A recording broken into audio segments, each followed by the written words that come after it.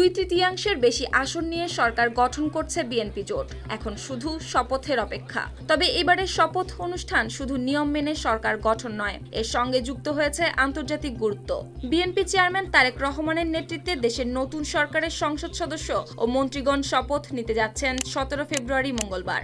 এদিন সকালে জাতীয় সংসদ ভবনের সংসদ সদস্যদের শপথ পড়াবেন প্রধান নির্বাচন কমিশনার এএমএম নাসির উদ্দিন। এরপর বিকেলে সংসদের দক্ষিণ প্লাজায় অনুষ্ঠিত হবে নতুন মন্ত্রিসভার শপথ অনুষ্ঠান। মন্ত্রীদের শপথ পড়াবেন রাষ্ট্রপতি। কিন্তু এই আয়োজনকে গুরুত্বপূর্ণ করে তুলেছে আরেকটি বিষয়। শপথ অনুষ্ঠানে অংশ নিতে অন্তর্বর্তী সরকার সার্কভুক্ত দেশগুলোর সরকার প্রধানকে আমন্ত্রণ জানিয়েছেন। বিকেল 4টায় যখন মন্ত্রী পরিষদের শপথটা হবে সেখানে আমরা সকলেই যাব।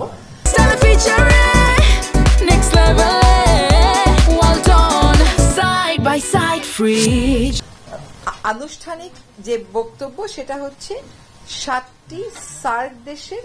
তবে কূটনৈতিক সূত্র অনুযায়ী আমন্ত্রিত এসব দেশের তালিকায় রয়েছে চীন, ভারত, পাকিস্তান, সৌদি আরব, তুরস্ক, সংযুক্ত আরব আমিরাত, কাতার, মালয়েশিয়া, ব্রুনেই, শ্রীলঙ্কা, নেপাল, মালদ্বীপ ও ভুটান।